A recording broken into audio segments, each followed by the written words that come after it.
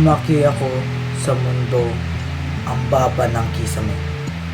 Ang sikip ng hangin, parang bawat hinga ko may kasama ng tanong na hindi ko naman hinihingi.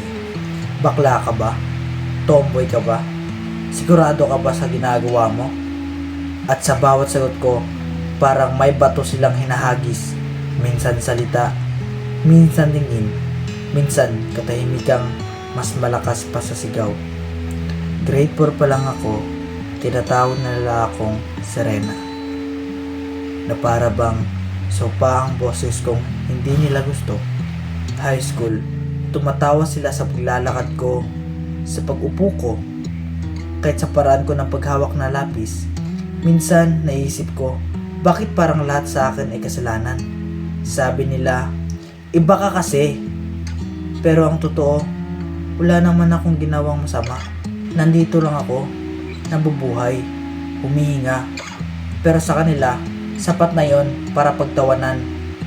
Umuwi ako ng umiiyak, tinakpan ang muka, iniipit ang sigaw sa lalamunan.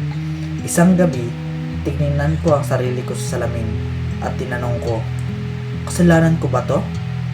Pero habang matagal, natutunan kong may sagot pala.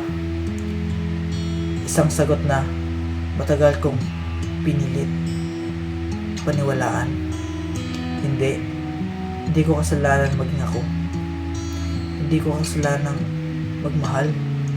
Hindi kasalanan ng huminga. Kahit kasalanan magkaroon ng pusong hindi nila maintindihan. Ako ang batang tinawag nilang bakla na may pangungutya. Pero ngayon, ako ang taong kayang sumigaw ng may dangal. Oo, bakla ako. Ako? Oo. Bi ako? Oo. Trans ako? Oo. Queen ako. At ano ngayon?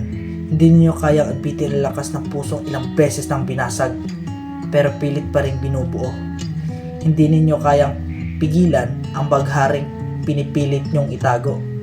Pero lalo nang kumikislap kapag nililimliman nyo sa bawat pang-aasar nyo. May nabubuo sa akin, hindi pader, hindi maskara, kundi tapang na hindi ipinanganak, kundi pinanday ng sakit. Kaya ngayon, ito ako, hindi na nakayuko, hindi na nagtatago, hindi na nagtatakip ng boses. At kaya ko nang isigaw na bakla ako.